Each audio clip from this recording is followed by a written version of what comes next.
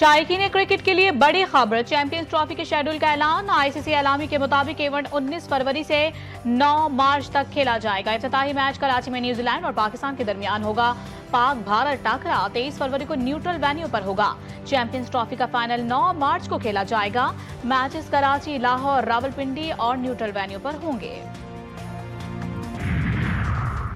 تنخواہ دار طبقے پر ٹیکس کا بوجھ زیادہ ہے، تمام شعبوں کو ٹیکس نیٹ میں لایا جائے گا۔ سینٹ کی قائمہ کمیٹی برائے خزانہ کے اجلاس میں وفاقی وزیر خزانہ محمد اورنگزیب نے کہا کہ جی ڈی پی بڑھانے کے لیے نقائص دور نہ کیے گئے تو نتیجہ 0/0 ہوگا۔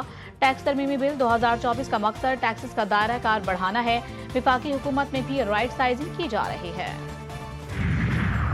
آئندہ برس 8 طیارے قومی ایئر لائن کے بیڑے میں شامل ہوں گے۔ قومی اسمبلی کی قائمہ کمیٹی برائے ایوی ایشن کے اجلاس میں سی ای او پی آئی اے نے بتایا ہے کہ 4 برس بعد یورپی یونین کی پابندی ختم ہو گئی۔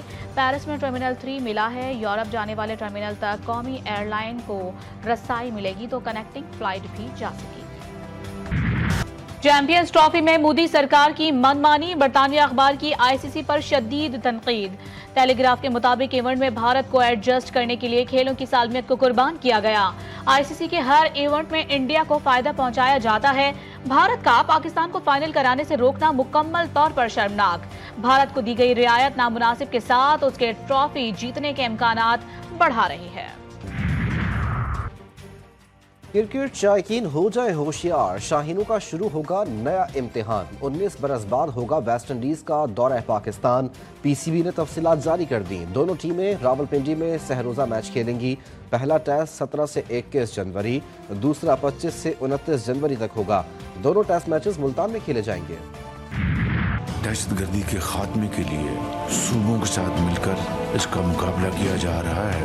جب تک کہ اس کا دوبارہ سر نہیں کچلا جاتا ہم چین سے نہیں بیٹھیں گے۔ انفارچونیٹلی جو سیکٹیرین جو وائلنس ہوا ہے وہ ایک بہت ہی افسوسناک واقعہ ہے اور اس میں بہت زیادہ جانیں دونوں طرف سے ضائع ہوئیں۔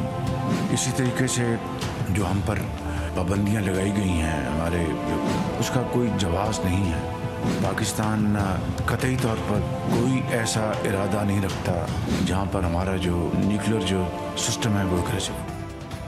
ملک سے دہشت گردی کے خاتمے کا عزم، کسی کے خلاف جارحانہ عزائم نہیں۔ پاکستان کا ایٹمی پروگرام 24 کروڑ پاکستانیوں کی دل کی آواز۔ بیرونی پابندی اور تنقید مسترد۔ وزیر اعظم شہباز شریف کہتے ہیں کہ ہمارا میزائل پروگرام دفاعی ضروریات کے مطابق ہے۔ صوبوں کے ساتھ مل کر دہشت گردوں کا مقابلہ کیا جا رہا ہے۔ آرمی چیف وانا گئے اور فورسز کو حوصلہ دیا۔ دہشت گردی کے خاتمے تک چین سے نہیں بیٹھیں گے۔ شہداء کی قربانیاں رائے گاہ نہیں جائیں گی۔ پاکستان سرخرو ہوگا۔ کل ہماری پہلی میٹنگ بھی ہو گئی ہے، وہ تبھی کارگر ثابت ہوگی کہ ہم قومی یکجہتی اور قومی اتحاد کو فروغ دیں۔ تو یہ ایک بہت اچھا انیشیٹو ہے۔ پی ٹی آئی سے تلخی میں کمی پر وزیر اعظم پر امید، کہتے ہیں کسی کی نیت پر شک نہیں، پہلی میٹنگ کل ہوئی، اسپیکر نے کردار ادا کیا، امید ہے دونوں پارٹیاں بہترین فیصلے کریں گی۔ ذاتی مفادات کو قومی مفاد کے تابع کرنا مذاکرات کا مقصد، قومی مفاد کو سامنے رکھ کر گفت و شنید ہوگی تو قومی یکجہتی کو فروغ، ترقی کا پہیہ تیزی سے گھومے گا۔ شہباز شریف کا وفاقی کابینہ اجلاس میں اظہار خیال۔ پاکستان میں فوجی عدالتوں سے سزائیں، امریکہ اور برطانیہ کو تشویش لاحق۔ ترجمان امریکی محکمہ خارجہ میتھیو ملر کا کہنا ہے کہ فوجی عدالتوں میں عدالتی آزادی، شفافیت اور مناسب عمل کی ضمانتوں کا فقدان ہے۔ پاکستانی حکام سے منصفانہ ٹرائل اور شہریوں کے قانونی حق کے احترام کا مطالبہ کرتے ہیں۔ ایسا منصفانہ ٹرائل چاہتے ہیں جو پاکستانی آئین کے مطابق ہو۔ برطانیہ نے موقف اپنایا ہے کہ وہ پاکستان کے قانونی عمل میں دخل اندازی نہیں کرتا، تاہم فیصلے میں شفافیت اور منصفانہ ٹرائل کا فقدان ہے۔ بیرونی مداخلت قبول نہیں، پاکستان کا امریکہ کو واضح پیغام۔ ترجمان دفتر خارجہ ممتاز زہرا بلوچ کا کہنا تھا کہ سیکیورٹی کے فیصلے پاکستانی قوم کرے گی، کسی بیرونی دباؤ میں نہیں آئیں گے۔ پاکستان کے آئین اور عدالتوں میں اندرونی معاملات حل کرنے کی مکمل صلاحیت موجود۔ پاکستانی قوم اپنے اندرونی مسائل کو حل کرنا جانتی ہے، اس معاملے میں کسی بیرونی مداخلت کی ضرورت نہیں۔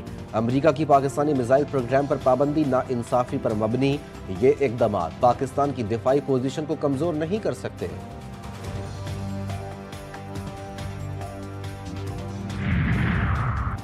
GHQ हमला केस के एक और मुलजिम साबिक एमएनए बिलाल अहमद पर फर्द जुर्म आयद। रावलपिंडी की इंसदाद दहशतगर्दी अदालत में समाअत। अदालत ने बानी PTI साबिक वफाकी वजीर फवाद चौधरी और अपोजिशन लीडर उमर अयूब की CCTV फुटेजेस फराहम करने की दरखास्त मुस्तरद कर दी।